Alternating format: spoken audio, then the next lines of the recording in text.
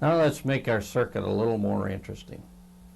We said that the inductor and the capacitor will add a reactive effect. In other words, when we get into alternating current circuit where we have a constant changing magnetic field, changing current flow, our current flow is alternating in direction, that what we're going to create is another opposition to current flow besides resistance, and that's in the form of reactance.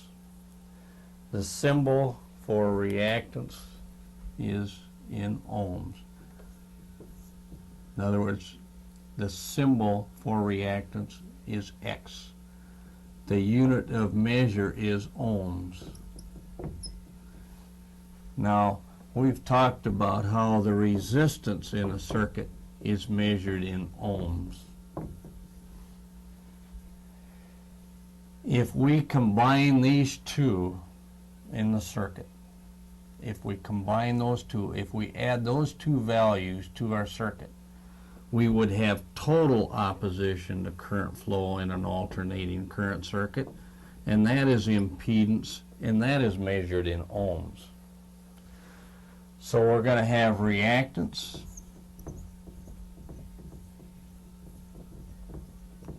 symbol is X. We're going to have resistance, and that symbol is R. We're going to have impedance, and that symbol is Z. So impedance is total opposition to current flow in an alternating current circuit. And of course, all of those are measured in ohms. Now I want to show you how we figure the value of reactance of an inductor. Now I'll put up a series circuit, and I've worked one out ahead of time so I can make the values come out a little bit easier for us. When we have an alternating current circuit, we can use a symbol like this. We can take a circle with a G inside of it to symbolize a generator, or we can put a sine wave inside of it to indicate that we have an alternating current circuit. Now, if I was to put in that circuit, I'm going to draw out a series circuit to start with. If I was to put in a resistor and an inductor in that circuit, it would look like this. I could have, in this circuit, I could have a value for that L1. This is my inductor. This is my resistor, R1. Let me assign a value of resistance of 10 ohms for that resistor. And let's say for this inductor, I know what the value of henries is. I have let me go whole numbers here. Let's say 39, let's say 0.8 millihenries. Remember our prefix, how we convert our prefixes. We'll have to work with henries in our formula, so we're going to have to change this. But first, let me give you a formula for finding inductive reactance. Now, I know the value of that inductor in henries. I know the value of that resistor in ohms. If I want to find total opposition to current flow, I have to convert this to ohms. Now, one thing we have to know in this circuit is what our frequency is, and I'm going to just assign 60 cycles per second because that's the most common frequency by far in any of our systems. Now, there's a formula for calculating inductive reactance. Inductive reactance is the opposition to current flow created by that inductor in ohms. Okay? There's a formula for that, and that's X sub L. Now that stands for inductive reactance. If I had C here, it would be capacitive reactance. We have a formula for that. X sub L is equal to 2 pi F L. That's our inductive reactance formula. Now we have some constants here. This F is our frequency. The L is the value of our inductor in henries. Pi is a constant. To show you where that pi comes from, this 2 pi f is actually angular velocity. I could break that down like this and say x sub L is equal to WL. W stands for angular velocity, and angular velocity is equal to 2 pi f. If I was to give the radial speed and say, for example, for a particular vector, you would see I can determine the speed of this particular vector from the outside coming around on the inside of my generator. This is where it originated. We really don't need that specific information, other than you want to memorize and know that formula, that x sub L is equal to 2 pi f. This pi, where that comes from, is if I have a circle and I know the radius of that circle. In other words, I know what the length of that particular vector is. I can determine from that radius what the radial distance is around the outside of that circle. See? In other words, I can take say a radius of a certain value here, and what that constant is going to be is pi is 3.14. Now if I was to take that times 2 and multiply it times this radius, I would actually have the distance around that particular circle. That's actually the circumference around that particular circle. If I said, for example, I had 10 for a distance right here, what I can do is take that times 2 and times this, which would be 20 times that, and I would have 0, 8, 2, 6. I would have then 6, if I had say 10 inches across here, I would have 62 inches all the way around the outside of that thing. Now that pi then is equal to 3.14. You may have some application to this in some other areas. Just remember that pi would actually, you could look at it like this. You could say the diameter of that circle is equal to 3.14 circumferences.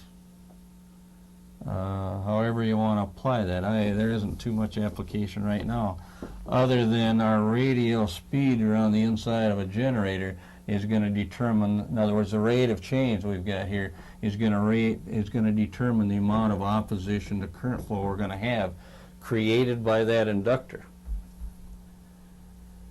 That means then, according to our formula now, that if I would increase my frequency, now I'll write that in here again, if I would increase my frequency, it will directly affect my value of inductive reactance, because I'm taking my frequency, you see, times my variables in here to determine the opposition to current flow that I'll have, and the answer will be in ohms. Remember, our reactance is in ohms. To be specific now, we're looking for our inductive reactance. Now I've showed you where this pi constant comes from. We would have to take 2 times pi times our frequency times the value of our inductor. Now let's work that out. We'll have 2 times 3.14 times 60 times, now I have to convert this, I have a value in henries here, or millihenries, and I want to convert it to henries. So you see we have 39.8 millihenries. Remember our system that we had? We're going to go right with our prefix. We have to go left with our decimal 3 places. So we're going to have 0.0398 henries. So I have to multiply this times 0.0398. Still in the picture? No. Let me move it over a little bit. We're going to have our inductive reactance is going to be equal to 2 times 3.114 times 60 times 0.0398. Barely in the picture. Okay, now when we multiply that out, and I've worked it out ahead of time, if we multiply that out, our X sub L is going to be equal to 15 ohms.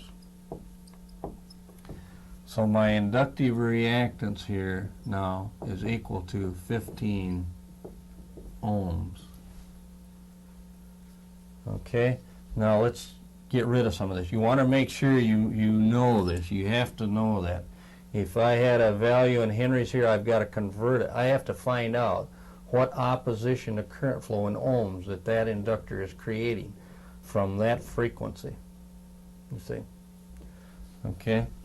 Now, what we want to do, I'll get rid of some of this. Let's go back to the fact, and let's just say right now, I know what our reactance is from that inductor, and I know what my resistance is.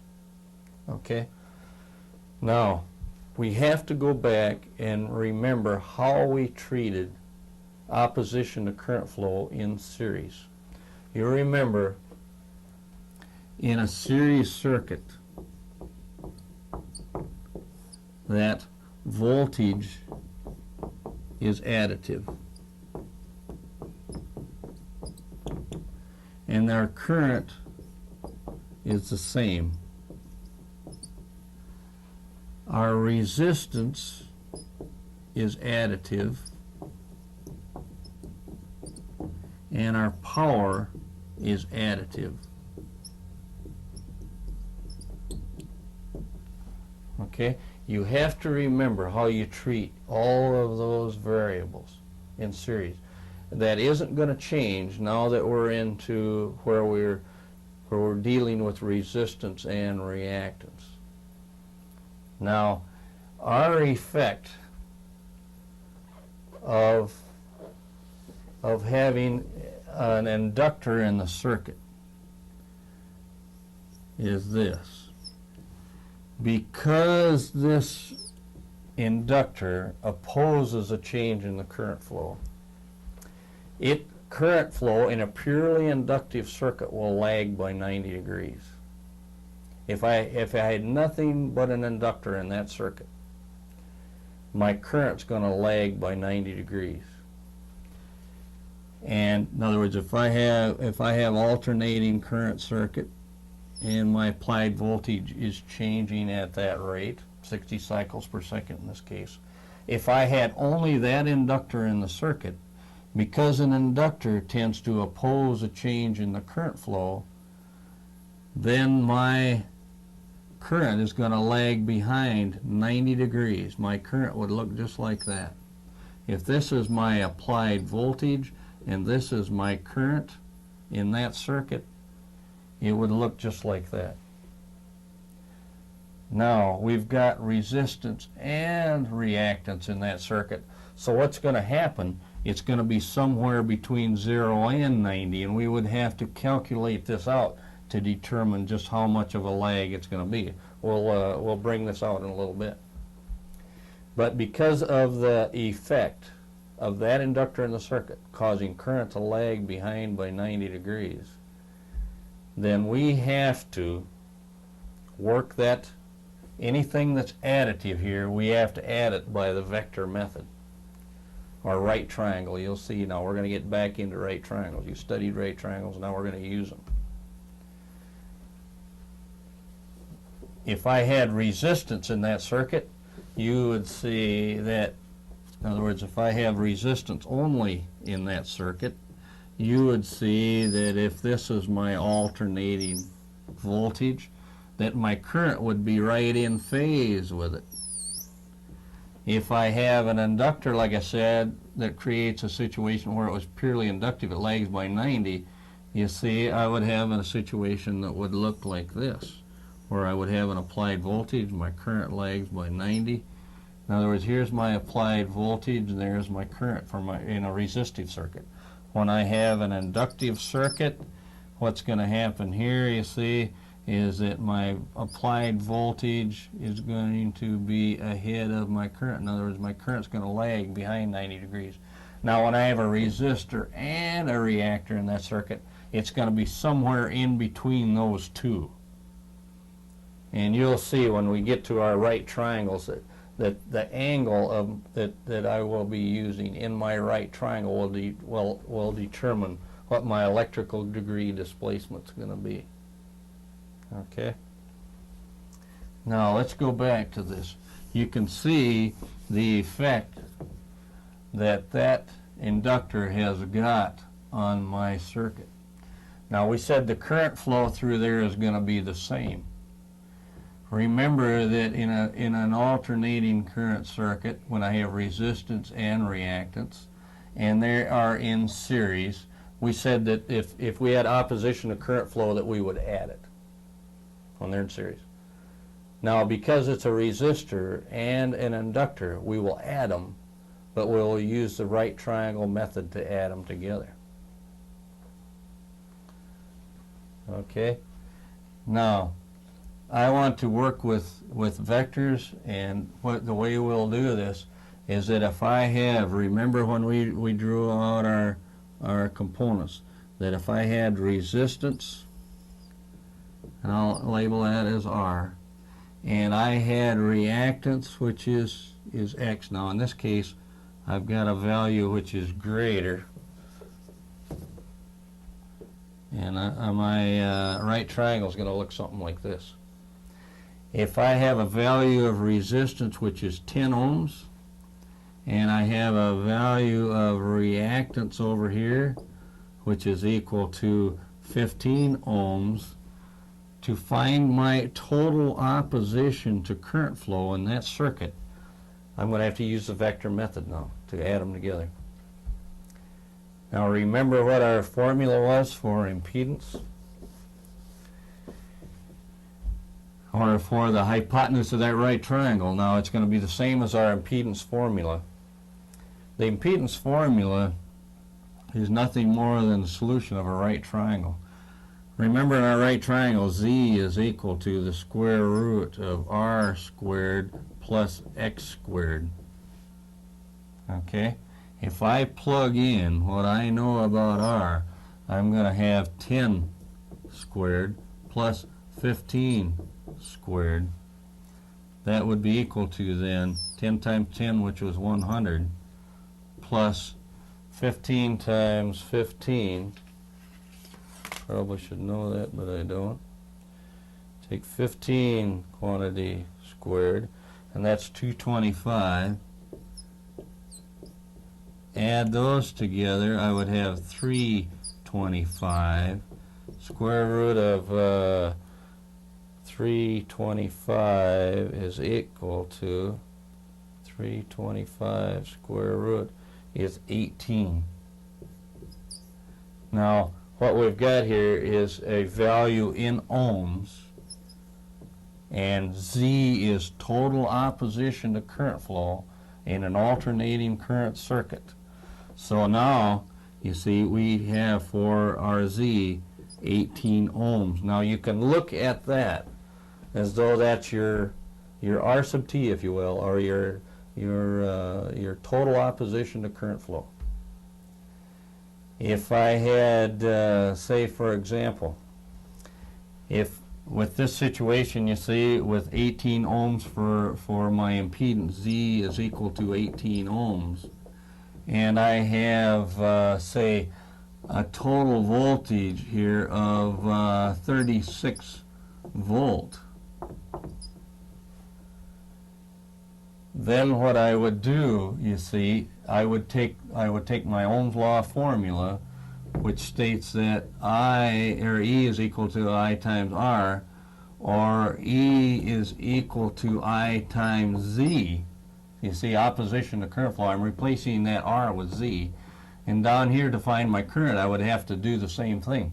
I would have to take my I is equal to my E divided by R, in this case Z, you see. And that would be equal to 36 then divided by 18, which is equal to 2 amp. So if I was to put an ammeter in this circuit, I would have 2 amp in that circuit. Now remember that in a series circuit like we have here, that our current flow is the same.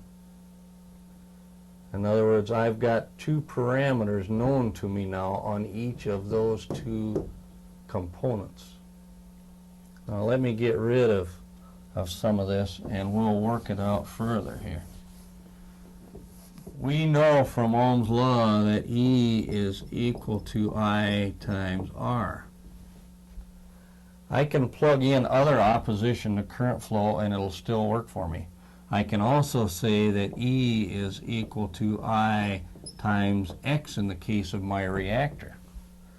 I can also say E is equal to I times Z. In other words, total opposition to current flow times total current would give me total voltage. If I want to find the voltage drop across my reactor right here, this inductor now, I would have to take the current flow through that reactor times the value of that reactance. Same way up here, if I want to find through my resistor, if I want to take my current times my resistance, I'll have the voltage drop across that resistor. Now here again, what we're referring to is parameters. If I use the right parameters, I'll find the parameters I want to find. See, totals will give you totals. Or values for a specific component will give you other values about that component. See? Okay. Now let's go through then and find the voltage drop across this inductor reactor. Now we would know then that the voltage across the reactor, I'll use E sub X, is equal to the current, which is the same throughout all its parts, by the way, times my value of my reactance. So my reactive voltage is 18, okay, which is 2, my current is 2, times my value of my inductive reactance, which is 15. Okay, so my voltage now across my reactor is equal to 2 times 15, or a 30 volt drop, you see, that I would have right here. In other words, my E sub X now is equal to 30 volt. Okay. Now in this formula, I want to use the same formula, only I'll modify it. We want to find the voltage drop across our resistor right now. I want to find the voltage drop, my E sub R, 1 to be specific. I'm going to have to take my current times my value of my resistance. In this case, I'm going to take 2 again, because current's the same throughout all its parts in a series circuit, times my 10, you see, and I would have then 20 volts for a voltage drop across my resistor. So we'll put over here that we have E sub R is equal to 20 volt. Okay, we have a voltage drop across our resistor of 20 volts. We have a voltage drop across our inductor at 30 volts. Now, let me get rid of some of this extra information here. Now, we said that in a series circuit that our voltage is additive. That means I should be able to add 30 and 20 and come up with 36. And right now I can almost hear it. 30 and 20. I've got 36 volts here, and over here you see that I've got 30 and I've got 20. Well, that just doesn't add up. What's wrong here? Now I hope some of you out there are saying we have dissimilar components. They're additive, but we have to add them by the right triangle method. So if we do that, we should come out with the right answer. Okay, let's do that. Now I have a value of voltage drop for a real load here now of 20 volts. Chop it down, be a little more realistic here. And I'm going to have a 30 volt drop across my reactor. Okay. Now, if I right triangle those, you see, I'm gonna turn around. Here's my real, my reactive, my total voltage. You see, I'm going to have to right triangle that. I'm going to take 20 squared plus 30 squared, square root of that, and you should be equal to 36. I haven't worked it out, but I'm sure if you do that, you'll find that it will work out for you. Okay. Now, let's make this circuit a little more complex by adding a capacitor in series and see what effect we get here. Let's get rid of some of the stuff we don't need here. We're going to have a new value of total opposition to current flow, so we'll get rid of that. Our voltage drops and so on are all going to change. We'll get rid of those. We know the value of resistance. We know the value of reactance from that value of the inductor that we had. Remember, we used a formula to find out what the value of that inductor was. In other words, inductive reactance is equal to 2 pi FL. Now we're going to put a capacitor in here.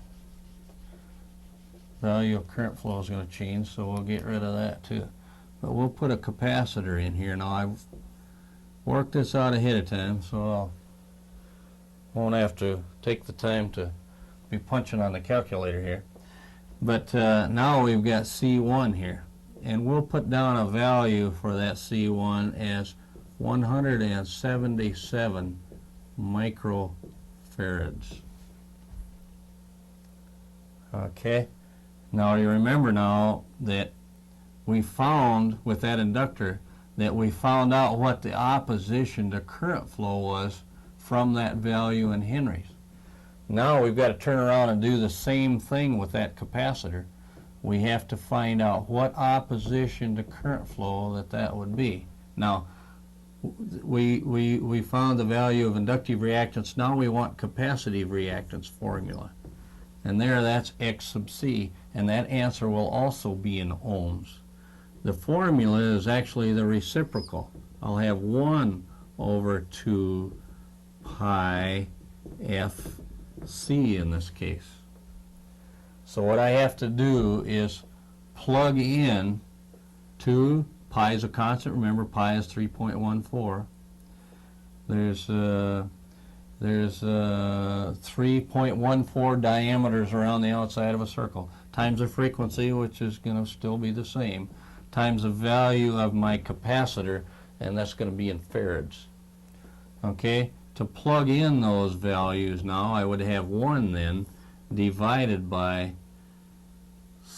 2 times 3.14 times 60, and now I'm going to have to write it over here. This C, we have to change this 177 microfarads now to farads before we can put it in there.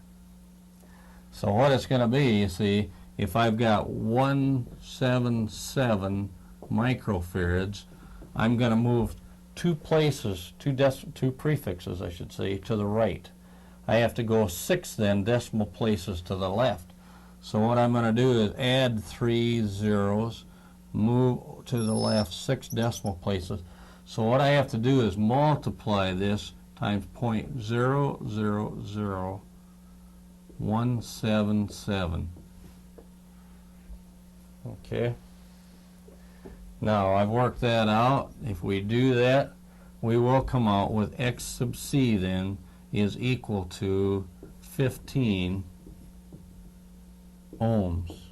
There again, our reactance, remember, is in ohms. So now I have an X sub C equal to 15 ohms. Okay, now I can get rid of this, and you'll see where now I'll get rid of that value of that capacitor out of there. We've got it down now to where we have our X sub C, we have our X sub L, and we have our R.